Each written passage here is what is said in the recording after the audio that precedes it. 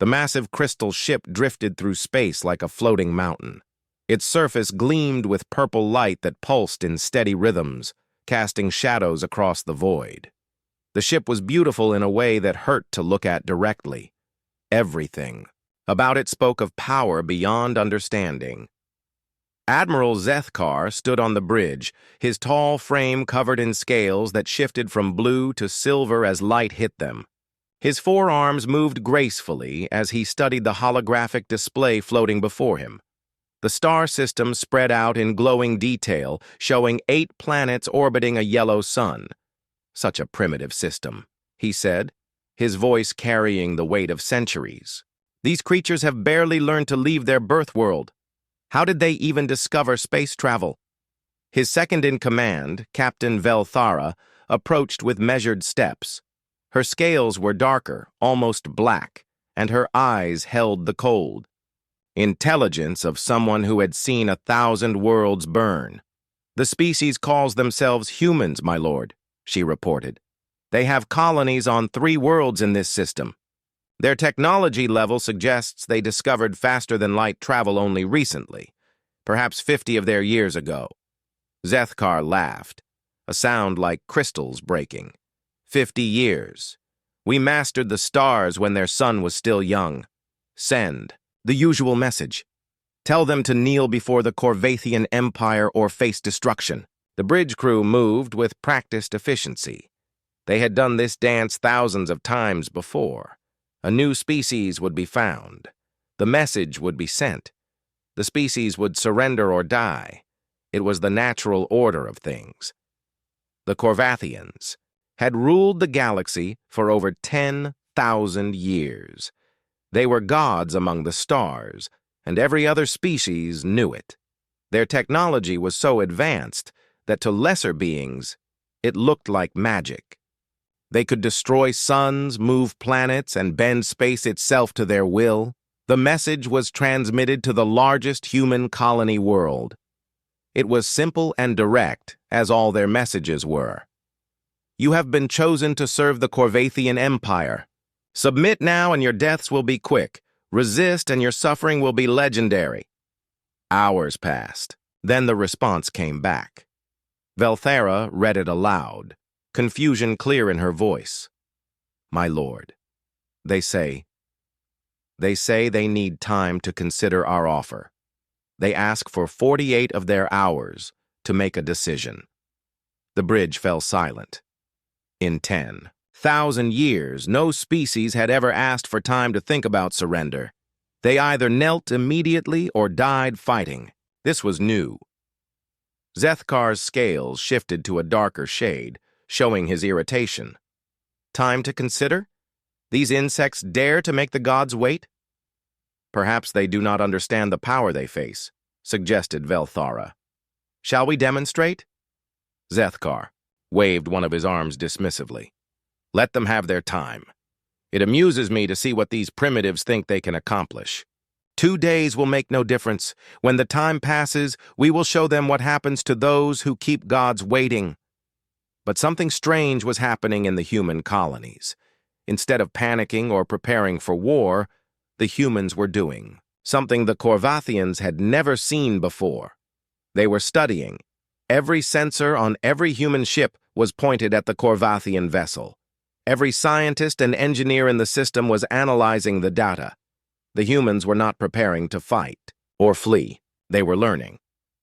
Dr. Sarah Chen stood in the command center of New Horizon Colony, the largest human settlement in the system. Screens surrounded her, showing endless streams of data about the alien ship. Her team worked frantically around her, pulling apart every piece of information they could gather. "The energy readings are incredible," reported her assistant, Marcus Webb. "Their power source puts our fusion reactors to shame, but look at this." He highlighted a section of the data. "The energy distribution is inefficient. They're wasting almost 30% of their power output." Sarah nodded, her eyes never leaving the screens. "And their weapons? What do we know about their weapons?" "Particle beam arrays," answered Dr. Kim Nakamura from across the room. Devastating power, but they take time to charge between shots. And the targeting systems, it's predictable. It follows standard engagement patterns. Standard for them, maybe, Sarah said quietly. But we don't follow their standards, do we? Around the clock, the humans worked. They had no weapons that could hurt the Korvathian ship. They had no shields that could stop its attacks. But they had something else. They had curiosity and the stubborn refusal to accept that something was impossible to understand. The data flowed back to Earth through quantum communication arrays. Every human world received the information. Scientists, engineers, and military strategists studied the alien technology with an intensity that bordered on obsession. On Earth, Admiral Rebecca Torres stood in the war room deep beneath Geneva. The screens around her showed not just the alien ship, but projections of human fleet movements across known space. Every available ship was being recalled. Every shipyard was working at maximum capacity. "How long do we have?" she asked her chief of staff. 2 days until their deadline expires. "Maybe another week before they lose patience and attack," Colonel James Park replied. "The civilians are being evacuated, but there are still millions on those colonies." Torres nodded grimly. "And our response time? 6 months minimum to get a proper fleet there. The colonies will have to hold on their own." Back in the human colonies, the 48 hours passed. The humans sent another message to the Korvathian ship. "We need more time. Our leaders must discuss this important decision." Zethkar's amusement was turning to anger. His scales had shifted to a deep red, a warning sign that any Korvathian would recognize. "More time? These worms dare to test our patience further." "Perhaps we should show them a demonstration of our power," Velthara suggested. "Destroy one of their smaller settlements. Make them understand what they face." "Yes," Zethkar agreed. "Pick the smallest colony. Reduce it to ash. Let them see what happens to those who waste the time of gods." The crystal ship turned toward Ai, the mining colony on the system's third planet. Its weapons began to charge with a sound like thunder. Purple energy gathered at the ship's forward arrays, building to devastating levels. But the humans were watching. They recorded everything, every energy reading, every particle emission, every detail of how the alien weapons worked. Even as their colony was destroyed and thousands died, the survivors transmitted data back to the other worlds. Dr. Chen watched the destruction on her screens, her face pale but determined. "They're learning too," she said quietly. "Every time they use their weapons, we understand them better." "Sarah," Marcus said, his voice shaking. "They just killed 8,000 people." "I know," she replied, never taking her eyes off the data. "And we're going to make sure they pay for every single one." The Korvathian ship finished its work and returned to its original position. The mining colony was gone, replaced by a field of glowing debris. Zethkar expected the other colonies to surrender immediately. Instead, he received another message. "We understand now. Give us 3 more days." This time, Zethkar's rage was beyond words. His scales turned black as space itself. 3 days? They watch us destroy their kind and ask for more time? What game are these creatures playing? But it was not a game. The humans were buying time with their lives, feeding every scrap of information back to their home world. They were learning how gods fought so that other humans could learn how gods died. The message had already reached Earth. Admiral Torres read the reports with growing determination. The alien weapons were powerful but not invincible. Their shields were strong but had weaknesses. Most importantly, they followed patterns. "We can beat them," she said to her staff. "It won't be easy and it won't be quick, but we can beat them." The gods had made their first mistake. They had given humanity time to think. In 6 months, they would learn why that was the worst thing they could have done. The hunt was about to begin. The third day came and went without a human response. Admiral Zethkar paced the bridge of his crystal warship, his four arms moving in agitated patterns. His scales had settled into a dark purple that showed barely controlled fury. Still nothing. "From the humans, my lord," reported Captain Velthera. "Their colonies remain active, but they have not answered our ultimatum." "Then we end this farce," Zethkar declared. "Begin the attack on their largest colony. Show them what happens to those who ignore the will of gods." The massive ship turned toward New Horizon Colony. Its weapon systems came online with a deep humming that vibrated through the hull. Purple energy began building in the crystal arrays that lined the ship's surface. But as the weapons charged, something unexpected happened. The human ships in orbit around the colony began moving in ways that made no sense. Instead of fleeing or attacking, they were positioning themselves in a specific pattern. "My lord," said the tactical officer, "the human vessels are arranging themselves in formation. It appears to be defensive in nature." Zethkar studied the display with growing confusion. The human ships were tiny compared to his vessel. Their weapons were primitive projectile throwers and simple energy beams. They posed no threat to his shields. So why were they not running? "Perhaps they mean to die fighting," Velthera suggested. "Some species prefer death to surrender." "Then let us grant their wish," Zethkar replied. "Fire." The particle beam lanced out from the Korvathian ship, a column of purple death that could melt mountains. It struck the lead human vessel dead center. The ship exploded in a brilliant flash of light and metal, but something was wrong. The explosion was too small. The debris pattern was not what it should have been, and the other human ships were still moving, still maintaining their formation. "Curious," Zethkar muttered. "Fire again. Target the second vessel." Another beam lashed out. Another human ship died, but again the explosion seemed controlled somehow, and the remaining ships continued their strange dance. Dr. Sarah Chen watched from the command center as the second ship was destroyed. Around her, her team worked frantically at their stations, recording every detail of the alien weapon's behavior. "Beam frequency is stable at 2.7 terahertz, reported Marcus Webb. "Power output consistent with our calculations. Charging time between shots is exactly 14 seconds. "Shield interaction?" Sarah asked. "Our ablative armor lasted 2.3 seconds longer than projected," answered Dr. Nakamura. "The beam has trouble penetrating layered defenses. It's designed to overwhelm single targets, not distributed resistance." Sarah nodded grimly. Each ship they lost taught them something new. It was a horrible trade, but it was working. They were learning to fight gods. "Signal the third wave," she ordered. "Execute pattern Delta."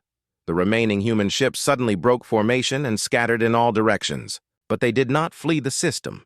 Instead, they began a complex weaving pattern around the Korvathian vessel, staying just outside its effective weapons range. Zethkar watched with growing irritation as the human ships danced around his vessel like insects around a flame. Every time he targeted one, it would slip away before his weapons could fire.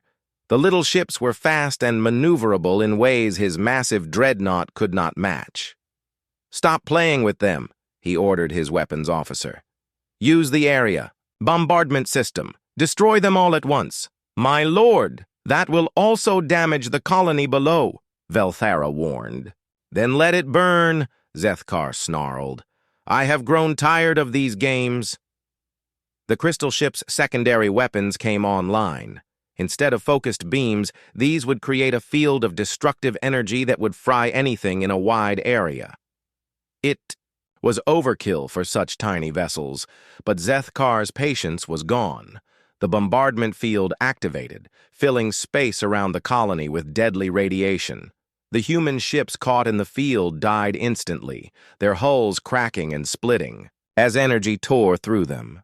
But even as they died, they transmitted. Every sensor reading, every energy pattern, every detail of how the alien weapons worked flowed back to the colony below and then onward to Earth. Dr. Chen studied the new data with fierce concentration. "Look at this," she said to her team. "The area weapon draws power from the main reactor. When it fires, their primary shields drop by 40% for almost 30 seconds. That's a hell of a weakness," Marcus observed. "It's not a weakness if no one knows about it," Sarah replied. "But we know, and soon Earth will know too." The battle continued for hours. Wave after wave of human ships emerged from the colony to engage the Corvathian vessel. Each wave lasted longer than the last. Each wave learned from the deaths of those before it. Zethkar began to notice the pattern. The human ships were lasting longer against his weapons. Their evasive maneuvers were becoming more sophisticated. Their attacks, while still ineffective, were becoming more precise. "How are they improving so quickly?" he asked his tactical officer. "Unknown, my lord. Their technology should not allow for such rapid adaptation. But the humans were not adapting their technology. They were adapting their tactics. Every death taught them something new about how the alien weapons worked. Every loss revealed another weakness in the seemingly invincible ship. On Earth, the data streams were being analyzed by the greatest minds humanity had ever produced. Military strategists worked alongside physicists and engineers to decode the secrets of Corvathian technology. Admiral Torres stood before a massive holographic display showing the battle in real time. The delay meant she was watching events that had happened hours ago, but the tactical information was invaluable. "They're learning faster than we anticipated," reported her chief analyst, Dr. Elizabeth Warren. "Each engagement shows measurable improvement in human performance." "What about their weaknesses?" Torres asked. "What have we learned about the alien ship?" "Plenty," Warren replied, highlighting sections of the data. "Their shields have specific frequency vulnerabilities. Their weapon systems have predictable charging cycles. Most importantly, their ship is designed for fighting other large vessels, not swarms of small craft." Torres studied the information with growing excitement. "How long until we can mount a response?" "Production is already underway. The new ship designs incorporate everything we've learned, but we need more time. The colonies have to hold out for at least 5 more months." Back at New Horizon Colony, the latest wave of human ships was returning to base. Only 3 of the 12 had survived, but they brought with them the most detailed scans yet of the Corvathian vessel. Dr. Chen met with the surviving pilots in the briefing room. Captain Lisa Park, commander of the 3rd Wave, looked exhausted but determined. "We got close enough to scan their hull directly," Park reported. "The crystal structure isn't uniform. There are stress points where different sections connect, and their engine emissions show signs of instability when they maneuver too quickly." Sarah nodded, adding the information to their growing database. "Every detail helps. What about their response times?" "Getting better," Park admitted. "They're learning, too. Their targeting is more accurate now, and they're predicting our evasion patterns." It was true. Zethkar had begun to understand that these humans were not like other species. They did not break under pressure. They did not surrender when faced with superior force. Instead, they learned. They adapted. They became more dangerous with each passing hour. "What manner of creatures are these?" he asked Velthara as they watched another wave of human ships prepare to launch from the colony. "I do not know, my lord," she replied. "In 10,000 years, we have never encountered their like. Most species flee or die. These humans, they study us as we fight them." Zethkar's scales shifted to a color that had no name in any language but Corvathian. It was the color of unease, of something approaching fear. "Send a message to the High Command," he ordered. "Tell them we have encountered an unusual species. Request additional ships." "My lord?" Velthara was surprised. "Surely one vessel is sufficient for such primitives?" "Look at the data," Zethkar said quietly. "Look at how they fight. They are not trying to win, Velthara. They are trying to learn." and they are very, very good at it. The message went out across Corvathian space, carried by quantum transmitters that span the galaxy. But it would take weeks to reach the High Command, and weeks more for reinforcements to arrive. The humans had bought themselves time with blood and sacrifice. Soon, Earth would know everything there was to know about fighting gods. And the gods were beginning to realize they might not be alone at the top of the food chain anymore. The siege of New Horizon Colony lasted 3 weeks. Every day brought new waves of human ships rising from the surface to challenge the Corvathian vessel. Every day brought more death, more learning, and more data flowing back to Earth. Dr. Sarah Chen had not slept properly in days. Dark circles surrounded her eyes as she studied the latest tactical reports. Around her, the command center hummed with desperate activity. The colony's population had been reduced from 2 million to just over 800,000 as the fighting continued. "We can't keep this up much longer," Marcus Webb said quietly. He had aged years in the past weeks, watching friends and colleagues die in the endless stream of suicide missions. "We don't have to keep it up much longer," Sarah replied, pointing to a countdown timer on the main screen. "The evacuation ships from Earth arrive in 6 days. We just need to hold out until then." But Admiral Zethkar had grown tired of the human resistance.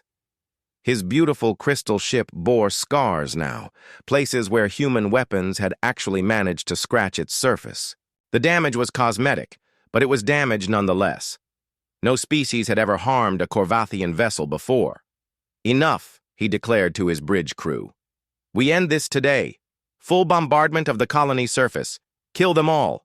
Captain Velthara hesitated. "My lord, the High Command prefers to preserve infrastructure when possible. These humans may have valuable technology to study." "The humans are the technology," Zethkar snarled.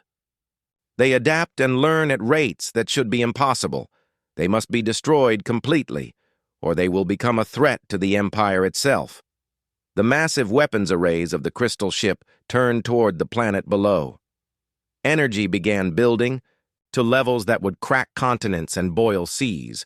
New Horizon Colony would not survive the next hour, but the humans had one final card to play. Dr. Chen activated the colony's emergency communication system, sending a transmission that would be heard across human space. Her voice was calm despite the approaching doom. "This is Dr. Sarah Chen of New Horizon Colony. We are under attack by a hostile alien force calling itself the Corvathian Empire. They have superior technology and overwhelming firepower. Our defenses have failed." She paused, looking around at her team. These people had become her family over the past months of preparation and weeks of fighting. Soon, they would all be dead. But their sacrifice would not be forgotten. "We have transmitted all tactical data to Earth and the other human worlds. Our analysis is complete. We know how they fight. We know their weaknesses. We know how to kill them." The transmission continued, carrying not just her words, but streams of technical data, tactical assessments, and detailed plans for weapons that could hurt gods.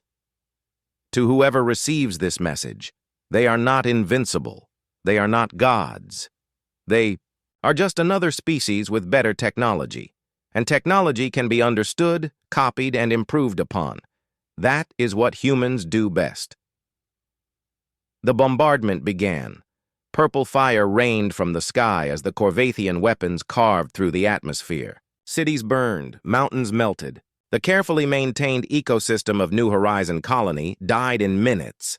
But even as the surface turned to molten glass, the transmission continued. Deep underground bunkers had been prepared for this moment, powered by fusion reactors and protected by every defense human engineering could devise. The signal kept broadcasting even as the world above turned to hell. Dr. Chen died at her post, along with the 800,000 other souls who had called New Horizon home. But their final gift to humanity streamed across the void at the speed of light, carrying everything they had learned about fighting the impossible. The message reached Earth 12 hours later. Admiral Rebecca Torres stood in the war room as the transmission played. Around her, the greatest military minds in human history listened to the last words of New Horizon Colony. When it ended, the room was silent, except for the quiet hum of computers processing the enormous amount of data that had accompanied the message. "How long until the evacuation fleet reaches the other colonies?" Torres asked. 4 days for New Geneva. 6 for Port Armstrong, replied Colonel Park. But the Corvathians will probably attack those colonies next. Our people are sitting. Ducks! Torres studied the strategic display. 2 more human colonies remained in the system, with nearly 5 million people total. The evacuation ships could save maybe half of them before the alien vessel arrived. "What about our response capability?" she asked. "How long until we can mount a counterattack?" Dr. Warren stepped forward with a tablet full of production reports. "The industrial buildup is ahead of schedule. Every human world is contributing. But we need at least 4 more months to complete the first wave of new warships." 4 months is too long, Torres said grimly. "They'll have wiped out every human presence in that system and moved on to other targets." She was right. Even now, Zethkar was plotting a course for New Geneva Colony. His ship had taken minor damage during the siege of New Horizon, and he wanted to finish off the remaining humans quickly before they could mount any more resistance. But something had changed. In the Admiral's mind during the long weeks of fighting, the humans had shown him something he had never seen before in 10,000 years of conquest. They had shown him improvement. Every wave of human ships had been better than the last. Their tactics had evolved. Their weapons had become more effective. Their pilots had learned to exploit every weakness in Corvathian technology. "These creatures are dangerous," he told Velthara as they approached the second colony. "More dangerous than we initially understood. They do not just fight. They learn from fighting." "But they are still primitives, my lord," Velthara replied. "Their weapons cannot penetrate our shields. Their ships cannot match our speed or firepower." "For now," Zethkar said quietly. "But what will they be capable of in a year? In 10 years? They improve at a rate that defies understanding." The crystal ship entered orbit around New Geneva. This colony was smaller than New Horizon had been, with only 2 million inhabitants. It should be easy to destroy, but the humans were ready. The weeks of fighting at New Horizon had given every human colony time to prepare. New Geneva's defenses were stronger, its evacuation plans more thorough, its resistance more organized. Captain Maria Santos commanded the Colonial Defense Force. She had studied every second of footage from New Horizon, learning from the sacrifice of her fellow humans. Her ships were arranged in patterns that would maximize their survival time while gathering the most possible data about the enemy. The battle began as before, with waves of small human craft rising to challenge the massive alien vessel. But these pilots had trained specifically for this fight. They knew exactly how long the alien weapons took to charge. They knew where the blind spots were. They knew how to hurt the enemy ship. The difference was immediately apparent. The first wave of human ships lasted twice as long as any wave at New Horizon. The second wave actually managed to damage one of the Corvathian weapon arrays before being destroyed. The third wave forced the alien ship to maneuver defensively for the first time in its long existence. Zethkar watched the tactical display with growing alarm. "How are they this effective? We destroyed their primary colony. Where did they learn these techniques?" His tactical officer reviewed the data streams. "My lord, it appears they recorded everything that happened at New Horizon. They have used that information to develop new fighting methods." The implication hit Zethkar like a physical blow. The humans had not just been fighting at New Horizon. They had been teaching. Every death had been a lesson for other humans to learn from. "Signal the High Command immediately," he ordered. "Maximum priority. Tell them the human species must be completely exterminated. Every world, every ship, every individual. They cannot be allowed to continue existing." The message went out, but Zethkar knew it might already be too late. The humans had bought themselves time with blood and sacrifice. Somewhere in their home system, they were building weapons designed specifically to kill Corvathians. On Earth, the first of those weapons was taking shape in the orbital shipyards above Luna. The UES Retribution looked nothing like the Elegant, vessels that other advanced species preferred. It was angular, brutal, and covered in armor plating that had been designed using stolen Corvathian technology. But the most important part was not what could be seen. Inside the ship's hull were weapons and systems that incorporated everything humanity had learned about fighting gods. Every weakness the Corvathians had shown was being exploited. Every strength they possessed was being countered. Admiral Torres stood in the observation deck, watching as the final components were installed. The ship would be ready in 3 months. By then, there might not be any humans left in the outer colonies to save, but that did not matter. The Retribution was not being built to save the colonies. It was being built to deliver a message to the self-proclaimed gods of the galaxy. The message was simple. Humanity had graduated from prey to predator, and the hunt was about to begin. 6 months after the fall of New Horizon Colony, a single ship emerged from hyperspace at the edge of Corvathian territory. The vessel that appeared was unlike anything the galaxy had ever seen. The UES Retribution was not beautiful. Where Corvathian, ships flowed like living crystal and other advanced species built elegant curves. This human vessel looked like it had been forged by angry gods in the fires of war. It was angular and brutal, covered in armor plating that absorbed light rather than reflecting it. Weapon ports dotted its surface like the eyes of a predator, and its hull bore scars from testing that had pushed every system to its breaking point. Captain Elena Vasquez stood on the bridge, studying the tactical display that showed the Corvathian home fleet arranged in defensive formations around their primary world. 57 crystal ships, each one larger than her vessel, each one carrying enough firepower to destroy planets. "Impressive," she said quietly. "They're taking us seriously." Her first officer, Commander David Chen, nodded grimly. David was the brother of Dr. Sarah Chen, who had died defending New Horizon Colony. He wore her research data like armor and her memory like a weapon. "Signal from the lead Corvathian vessel," reported the communications officer. "They're demanding our surrender." Elena almost smiled. "Tell them we're here to deliver a message from humanity. They can receive it the easy way or the hard way. The message went out across the quantum channels, reaching not just the Corvathian fleet, but monitoring stations throughout the galaxy. Other species watched with interest as the primitive humans faced off against the most powerful military force in known space. Admiral Zethkar received the human response aboard his flagship, a crystal dreadnought 3 times the size of the vessel that had destroyed the human colonies. His scales had turned a deep black that showed barely controlled rage. "One ship," he said to his assembled fleet commanders. "They send one ship against our entire home fleet. The arrogance of these creatures knows no bounds. Perhaps they seek martyrdom," suggested Fleet Admiral Kethvar, his second in command. "Some species prefer glorious death to surrender." "No," Zethkar replied, studying the tactical data. "These humans do not seek death. They seek victory. But how do they expect to achieve it with one vessel?" The answer came when the Retribution began its attack run. The human ship did not charge straight at the Corvathian fleet as expected. Instead, it began a complex spiral pattern, accelerating to speeds that should have torn it apart from gravitational stress.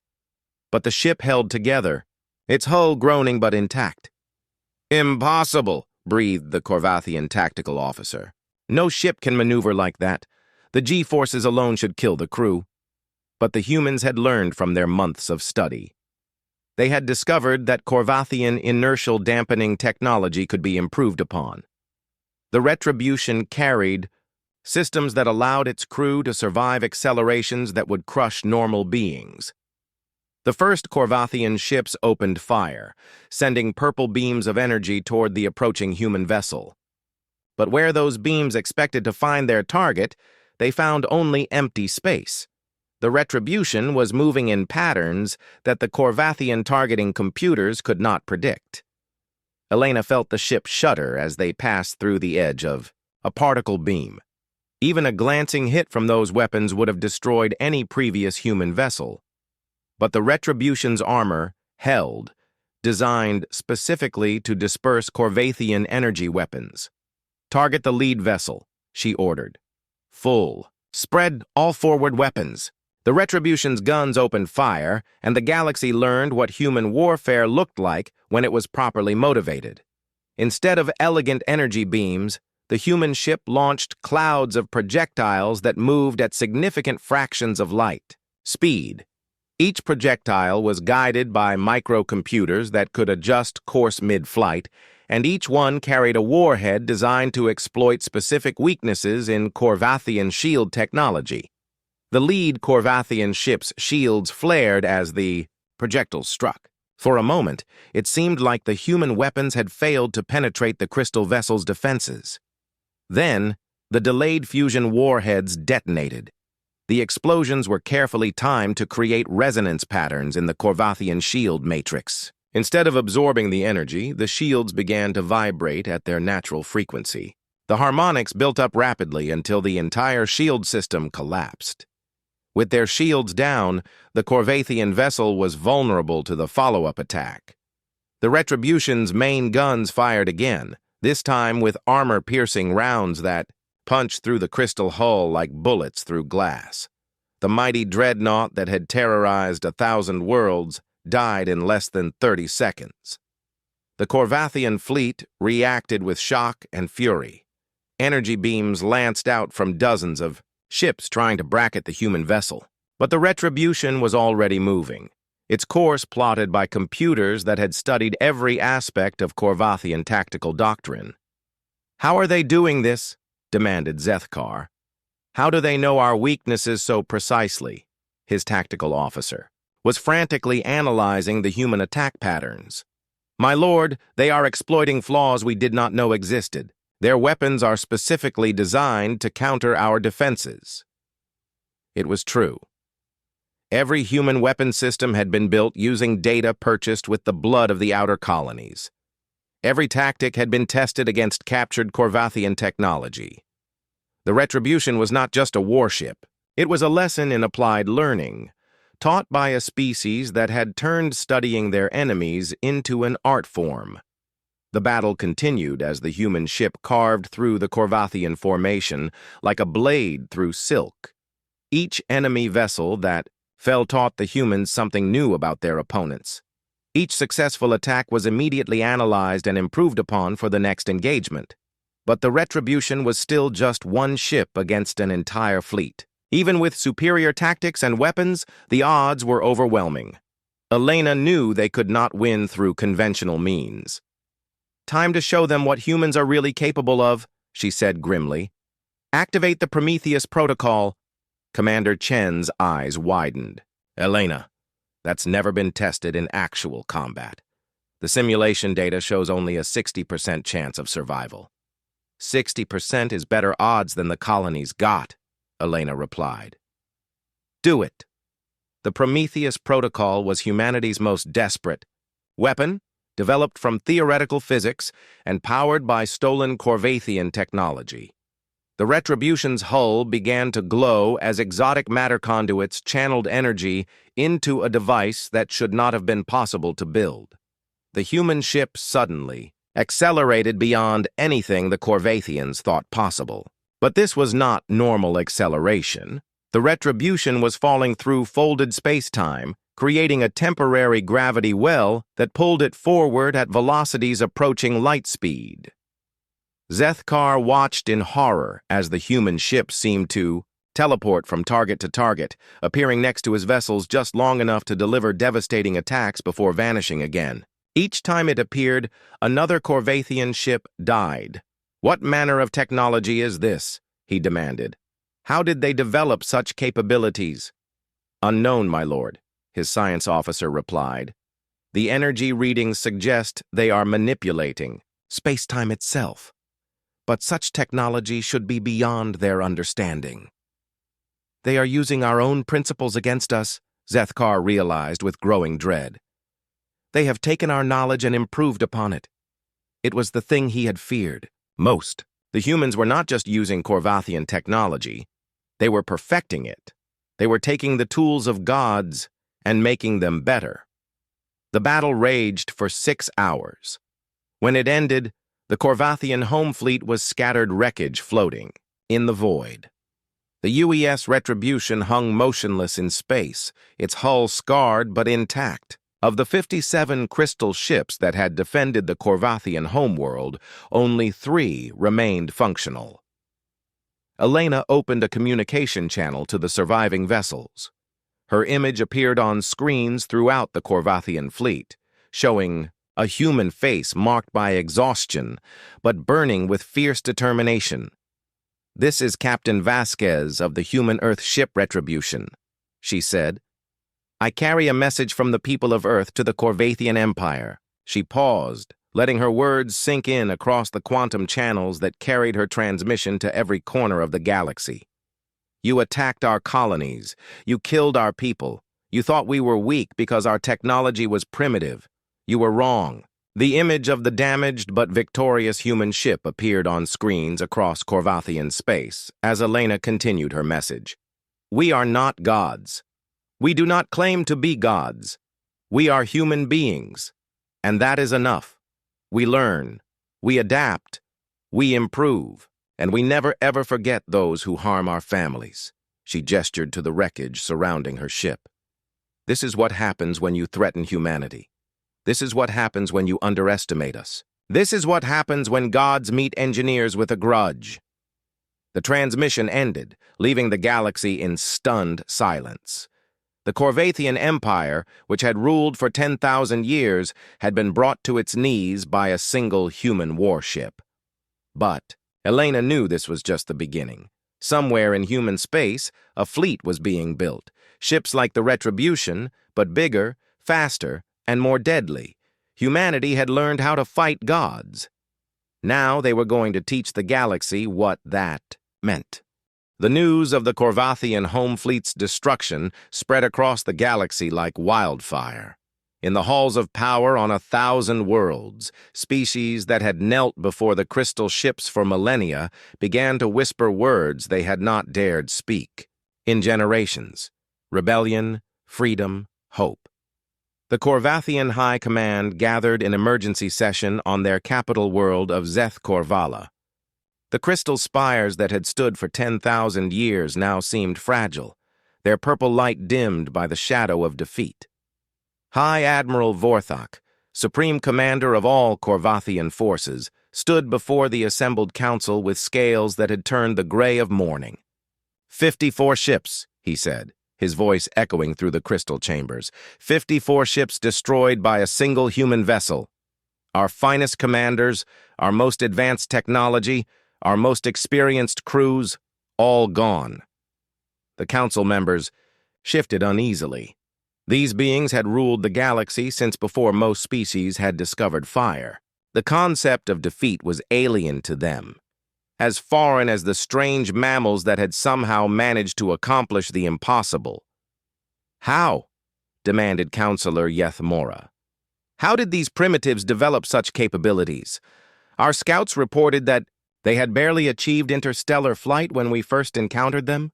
"They learned," Vorthok replied simply. "While we destroyed their colonies, they studied us. While we killed their people, they analyzed our weapons.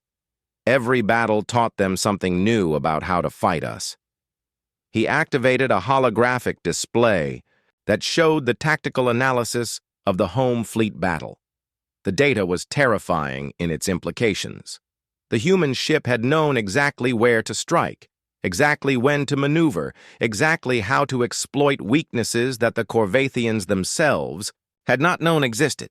"They turned our strength into weakness," Vorthok continued. "Our shields, our weapons, our tactics, all of it was used against us. They are not fighting like any species we have encountered before. They are fighting like engineers solving a problem." The implications hung heavy in the crystal chamber. If one human ship could destroy their finest fleet, what could 100 human ships do? What could 1,000? The answer was already taking shape in the orbital shipyards around Earth. Admiral Rebecca Torres stood in the command center of Luna Station, watching as the first wave of the human defense fleet took form. Unlike the experimental Retribution, these ships had been designed from the ground up, using everything humanity had learned about war among the stars. The UES Vengeance was the flagship, a kilometer-long monster that carried enough firepower to level continents. Around it, dozens of smaller vessels prepared for launch, destroyers, cruisers, and attack ships that bore names like Remembrance, Defiance, and New Horizons Revenge. Each ship was a masterpiece of human engineering, built not for elegance but for effectiveness. They carried armor that could absorb energy weapons, shields that adapted to incoming attacks, and weapon systems that learned from each engagement to become more deadly. "Fleet status report," Torres requested. Colonel Park consulted his tablet. "First wave is ready for deployment. 37 ships total, all systems green. The crews have completed training and are eager for payback." Torres nodded, studying the tactical displays that showed Corvathian fleet movements throughout the galaxy.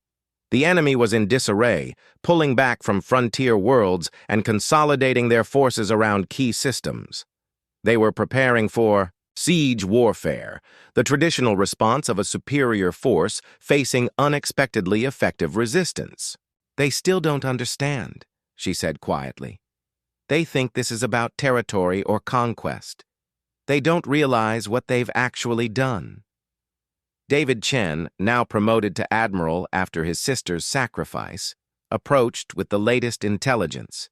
Reports. "The outer colonies are reporting massive civilian casualties as Corvathian forces retreat. They're burning everything they can't defend." "Scorched earth tactics," Torres observed. "They're trying to deny us resources while they regroup. It's a sound strategy against a conventional enemy." "But we're not conventional," David replied with a cold smile. "Are we, Admiral?" Torres returned his smile with one of her own. "No, we are not. Signal the fleet. It's time to show the galaxy what happens when you threaten human civilians." The human defense fleet emerged from hyperspace at the edge of Corvathian territory like avenging angels. But these were not the angels of mercy. These were the angels of mathematics, engineering, and applied physics. They came not with songs of peace, but with equations of destruction. Admiral Zethkar received the reports aboard his command ship, one of the few survivors of the home fleet disaster. His scales had turned white with stress, and his forearms trembled as he read the tactical data. 37 ships, he said to his assembled officers. "They have brought 37 ships against our entire border fleet. We still outnumber them 3-1, my lord," his tactical officer pointed out. "Surely quantity must count for something." "Quantity," Zethkar laughed bitterly. "We had quantity at the homeworld. We had overwhelming numerical superiority. It did not matter. These humans do not fight wars of quantity. They fight wars of quality." He was right. The human fleet did not attack in the traditional pattern of massive formations and overwhelming firepower. Instead, they scattered into small task forces that struck at multiple targets simultaneously. Each group of human ships was perfectly coordinated, their attacks timed to the microsecond and targeted at specific weaknesses in Corvathian defenses. The battle was not a glorious clash of titans. It was systematic extermination. Captain Maria Santos, survivor of the New Geneva colony siege, commanded the destroyer UES Retribution's Daughter. Her ship was smaller than the Corvathian vessels she faced, but it had been built with 6 months of additional research and development. Every system had been refined, every weapon optimized, every defensive measure perfected. "Target the crystal formation at grid 77 Alpha," she ordered. "Full spread, penetrator rounds." Her weapons officer, Lieutenant Jackson, was the son of a miner who had died when New Horizon burned. His fingers were steady as he entered the firing solution. "Firing!" The Corvathian ship's shields flared and collapsed under the precisely targeted barrage.